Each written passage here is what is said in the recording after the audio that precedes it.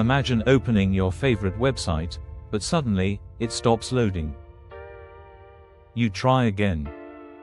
The website may not be hacked in the traditional sense. Instead, it could be under a DDoS attack, one of the most common ways attackers try to knock online services offline. But how does it actually work? In this video, we'll break down DDoS attacks in simple terms, explain what happens behind the scenes, and show you how organizations defend against them. And remember, this video is for cybersecurity education and defense only. What is a DDoS attack? DDoS stands for Distributed Denial of Service. Think of a small restaurant. If 10 customers arrive, everything is fine.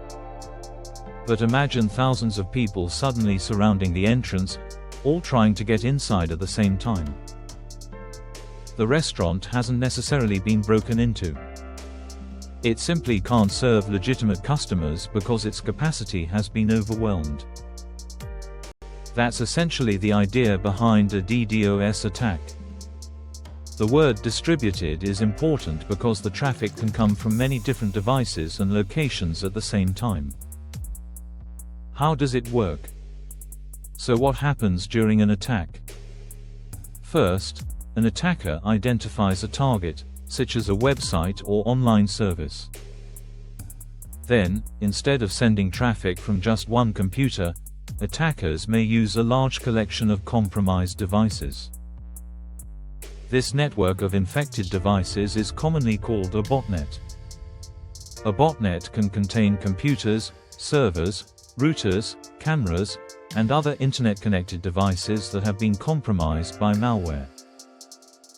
The attacker can then coordinate these devices to send large amounts of traffic toward a target. From the target's perspective, it may suddenly look like an enormous number of users are trying to access the service. The server has limited resources, including bandwidth, processing power, memory, and connection capacity. When incoming demand becomes greater than those resources can handle, performance starts to suffer. Pages may load extremely slowly. Connections may time out. And eventually, legitimate users may be unable to access the service. Three common types DDoS attacks can happen in several different ways. The first category is volumetric attacks. These focus on generating huge amounts of network traffic, attempting to consume the target's available bandwidth. The second category is protocol attacks. These target weaknesses or limitations in network protocols and infrastructure, such as firewalls, load balancers, or connection handling systems. The third category is application layer attacks.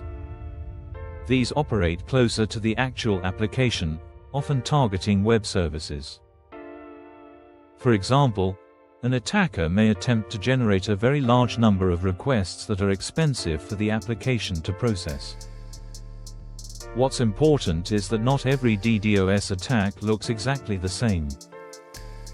Some are extremely large. Others use relatively modest traffic but target a particularly expensive operation. And modern attacks can combine multiple techniques at once. Why are DDoS attacks difficult to stop? One major challenge is distinguishing malicious traffic from legitimate users.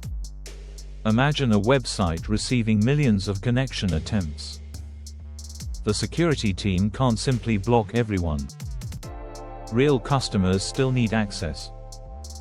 Attackers may also distribute traffic across different networks, devices, and geographical locations. This makes blocking a single source much less effective. Another problem is that attackers constantly change their behavior. They may vary traffic patterns, request rates, or targeted services. That's why modern DDoS protection isn't just about having a powerful server. Organizations typically use multiple layers of defense. These can include traffic filtering, rate limiting, firewalls, load balancing, specialized DDoS protection services, and large-scale network capacity. How organizations defend themselves. One common defense is rate limiting. It restricts how many requests a particular source can make within a certain period.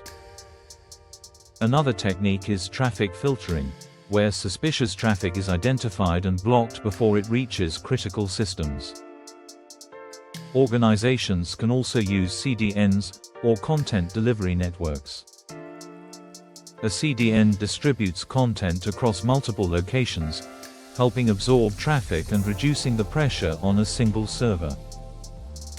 There are also dedicated DDoS mitigation services that analyze incoming traffic and attempt to separate legitimate requests from malicious ones.